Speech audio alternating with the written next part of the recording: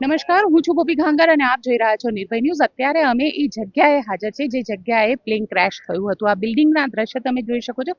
સાથે અહીંયા આગળ જે એનડીઆરએફની ટીમ છે એના દ્વારા રેસ્ક્યુ ઓપરેશન કરવામાં આવ્યું અને આપ જોઈ શકો છો કે એનડીઆરએફની જે ટીમ છે એનું રેસ્ક્યુ ઓપરેશન પણ હજી ચાલી રહ્યું છે. અલગ અલગ લગભગ 2 થી વધારે એનડીઆરએફની ટીમ છે જે અત્યારે રેસ્ક્યુ ઓપરેશન કરી રહી છે. સાથે સાથે ફોરેન્સિક સાયન્સ લેબની જે ટીમ છે તે પણ અત્યારે અહીંયાથી દરેક પ્રકારના જે એવિડન્સ છે, ટેકનિકલ એવિડન્સ છે, એ બધા જ એવિડન્સ લઈને અહીંયાથી નીકળી ચૂકી છે અને બ્લેક બોક્સ જે છે તે પ્લેનનું બ્લેક બોક્સ પણ હવે મળી ગયું છે. અને બ્લેક બોક્સ નથી કહેવાય, એ લાલ કલરનું હોય છે પણ એને બ્લેક બોક્સ ગણવામાં આવે છે. અને આ બ્લેક બોક્સ જે હોય છે તેમાં પ્લેનના દરેક ટેકનિકલ એવિડન્સ જે હોય છે એ ટેકનિકલ એવિડન્સ મળતા હોય છે, એટલે એને બ્લેક બોક્સ કહેવામાં આવે છે. અને તેનાથી ખબર પડે છે કે પ્લેનની અંદર કઈ ટેકનિકલ ખામી સર્જાઈ હતી જેના લીધે પ્લેન ક્રેશ થયું હતું. આપને આ દ્રશ્ય બતાડીશ. આ બિલ્ડિંગના દ્રશ્ય છે જે બિલ્ડિંગ સાથે પ્લેન ક્રેશ થયું હતું, ત્યાં ભટકાયું હતું. અને આજે બીજે મેડિકલ કોલેજ છે એનું આ હોસ્ટેલ છે. અત્યારે અલગ અલગ એજન્સી છે, એર ઇન્ડિયાની જે ટીમ છે તે પણ અત્યારે પહોંચેલી છે, એ લોકો પણ ઇન્વેસ્ટિગેશન કરે છે. જેટલા પણ ટેકનિકલ એવિડન્સ મળી રહ્યા છે એ દરેક ટેકનિકલ એવિડન્સને ભેગા કરવાનો પ્રયત્ન કરવામાં આવી રહ્યો છે તાકી જાણી શકાય કે શું કારણ હતું જેના કારણે આ પ્લેન જે છે તે અચાનક ટેક ઓફ થયું અને ત્યારબાદ આ બિલ્ડિંગ સાથે ભટકાઈ ગયું.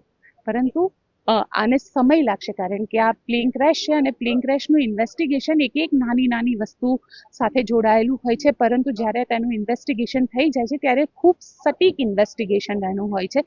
તેમાં થોડો સમય લાગતો હોય છે કે કારણ કયા હતા, કારણ કે જે બોઈંગ છે એ બોઈંગમાં થનારો આ પહેલો એવો અકસ્માત છે જેમાં પ્લેન ક્રેશ થયું હોય અને પ્લેન કોઈ બિલ્ડિંગ સાથે ભટકાયું હોય. એટલે અત્યારે એવું માનવામાં આવી રહ્યું છે કે બની શકે કે તેના એન્જિનમાં કોઈ ગડબડી હોય અથવા તો બર્ડ હીટ જે છે કે પક્ષી ભટકાવાનું કેસ પણ બની શકે છે. સાથે આપને એ પણ દ્રશ્ય બતાવીશ કે જે ઝાડ હતા એ ઝાડ પણ સંપૂર્ણ રીતે બળી ગયા છે.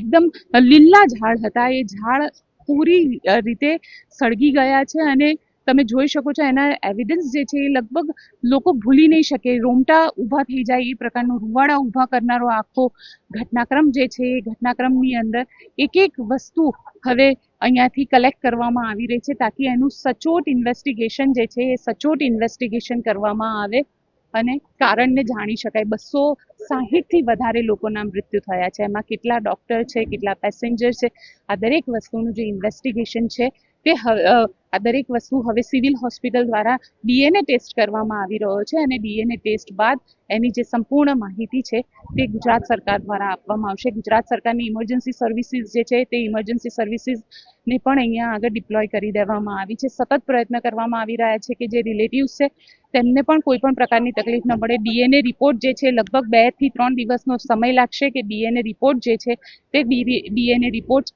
હવે સામે આવશે અને ત્યારબાદ જે મૃતકો છે તેમના જે શરીર છે તેમને તેમના પરિવારને સોંપવામાં આવશે.